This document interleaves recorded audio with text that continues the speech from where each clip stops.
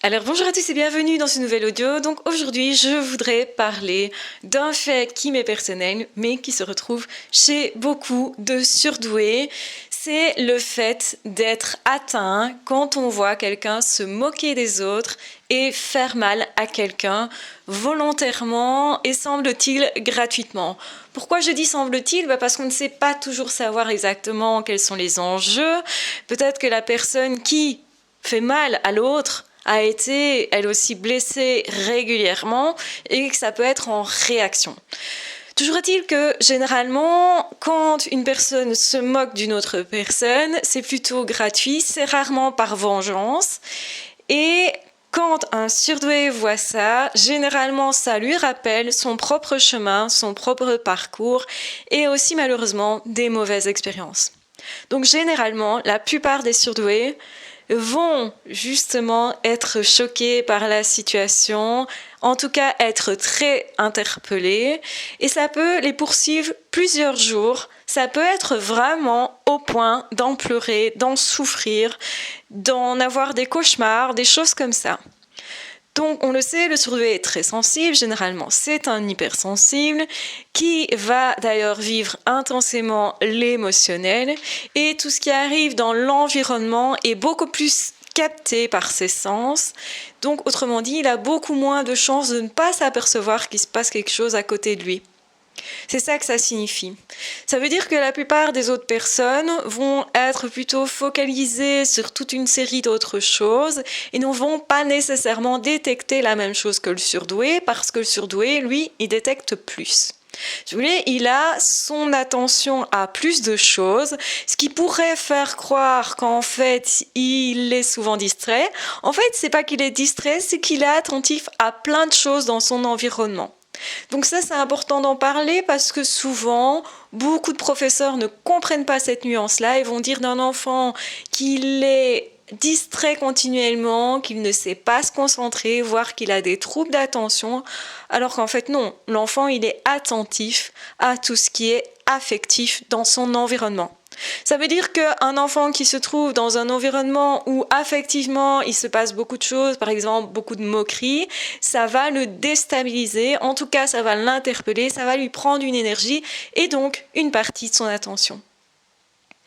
Donc vous aurez des enfants surdoués ou même à l'âge adulte qui vont être des sortes de héros. Pourquoi ?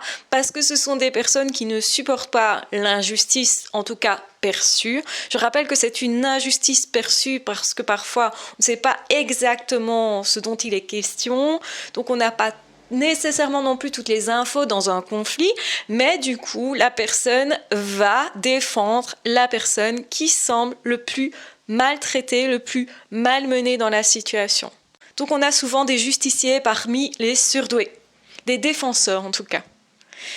Donc ça, c'est quelque chose qui revient régulièrement dans le profil du surdoué. Il y a peut-être beaucoup de surdoués parmi vous qui, justement, ne comprennent pas pourquoi tout d'un coup ils vont aller défendre à gauche à droite des gens qu'ils ne connaissent même pas. Et ben, c'est à cause de ça. C'est cette tendance qui fait que non seulement je capte qu'il y a un problème là, et en plus j'y suis extrêmement sensible parce que dans mon enfance, dans mon passé, ça s'est produit. Je sais ce qu'on ressent dans cette situation et je ne veux pas laisser ça se faire parce qu'effectivement, un surdoué étant quelqu'un de très sensible, la douleur qui a été ressentie lors de ce que j'appellerais le lynchage public, l'humiliation publique, etc., ou le rejet, la mise à distance, est quelque chose qui est extrêmement douloureux et donc forcément on est sensible à ce qui nous touche ou ce qui nous a touchés. Donc ça fait écho beaucoup plus chez le surdoué de voir ça et donc les surdoués vont beaucoup plus y réagir alors que d'autres personnes vont même pas s'en apercevoir ou s'ils s'en aperçoivent, ils vont pas nécessairement être sensibles. Donc ça aussi, c'est pour expliquer que les autres personnes ne sont pas nécessairement mauvaises parce qu'elles ne réagissent pas. C'est simplement qu'elles ne voient pas ou bien justement, elles ne comprennent pas ce qui se passe vraiment parce qu'elles ne l'ont pas vécu. Quand vous n'avez pas vécu des humiliations et des choses comme ça, eh bien, forcément, vous allez moins y être sensible, donc moins réagir pour défendre l'autre.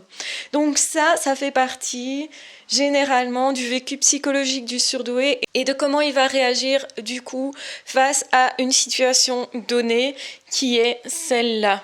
Donc oui, les surdoués sont très touchés et voire parfois meurtris face à la violence, qu'elle soit physique, qu'elle soit verbale. Les exclusions, les rejets, tout ça c'est quelque chose qui généralement va faire réagir le surdoué. S'il ne réagit pas, il lutte contre lui-même. Donc ça veut dire qu'il a perçu la situation et peut-être qu'il ne se sent pas assez fort pour réagir. Ou bien il va en fait ruminer la situation après coup. Donc c'est-à-dire quand un surdoué a l'impression qu'il y a vraiment une injustice et qu'il n'a pas réagi, généralement il s'en veut. Il y a cette notion de culpabilité qui vient s'ajouter aussi. Peut-être cette notion aussi de vulnérabilité, de moi ça m'est arrivé aussi, j'ai pas su me défendre, du coup j'arrive pas à défendre l'autre. Et il y a aussi tout un chemin comme ça psychologique de comprendre que c'est pas parce que vous avez été humilié dans le passé, rejeté dans le passé, que vous allez d'office l'être dans le futur ou que vous n'avez pas maintenant moyen de réagir, moyen d'agir aussi, je dirais plutôt.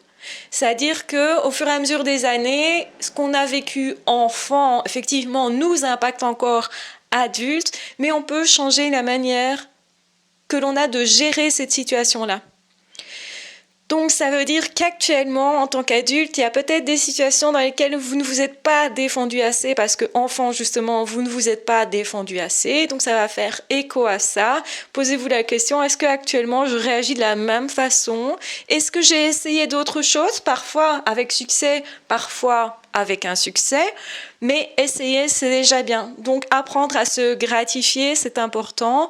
Se déculpabiliser aussi de ne pas avoir su se défendre, pu se défendre ou pu défendre l'autre, ça c'est important aussi. Déjà se dire, ok, j'ai repéré la situation, je sais que ça impacte mes émotions, donc est-ce que je gère mes émotions moi aussi? Comment je vais y réagir? Donc c'est-à-dire que plus on va gérer correctement ses émotions en étant conscient que au final ce n'est qu'un message, ok, je suis sensible à ça, j'ai perçu une info, donc je peux me dire ok, je prends distance, je sais que ça va m'impacter parce que j'ai vécu ça dans le passé, que j'y suis particulièrement sensible. Donc c'est ça, hein, gérer ses émotions, c'est j'ai entendu le message, je me mets à distance avant éventuellement de réagir, et puis je choisis comment je vais réagir, ou comment je vais réagir quand je serai à nouveau dans cette situation, ou quand je serai de nouveau face à ça. Donc que ce soit pour moi, que ce soit pour les autres. Donc une fois qu'on a pris une décision, c'est beaucoup plus facile d'intervenir dans la situation. Peut-être que si vous n'êtes pas intervenu, c'est peut-être justement parce que vous n'avez pas encore su comment réagir, vous n'avez pas encore pris intérieurement une décision. Parfois c'est pour ça qu'on rumine, parce qu'on sait exactement quelles phrases on va pouvoir sortir pour justement contrecarrer la situation, quels essais on va pouvoir faire. Parce qu'une fois qu'effectivement on sait gérer une situation comme celle-là, on aura plus tendance à réagir de la même façon dans les futures situations qui y ressemblent.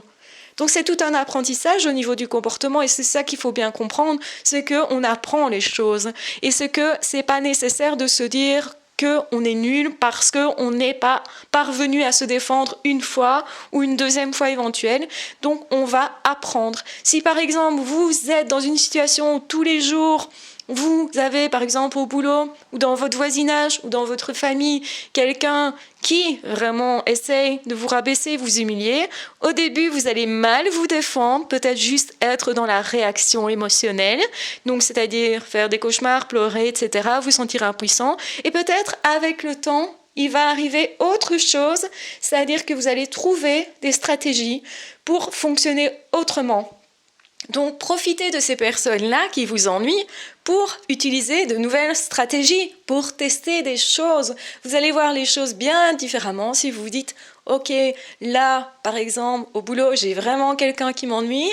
Comment je vais procéder avec cette personne? Je vais essayer sur cette personne. Je vais même profiter de la présence de cette personne pour voir comment moi, je peux apprendre à mieux gérer. » Et c'est ça qui va faire que on va apprendre aussi comment je peux me positionner, quels sont mes moyens d'action, quelle est aussi, moi, ma puissance, donc comment je vais retrouver au fond de moi des moyens d'action, comment je vais prendre ma place, comment je vais dire stop à l'autre, comment je vais lui dire ça, ce que tu fais, je suis pas d'accord et c'est pas négociable.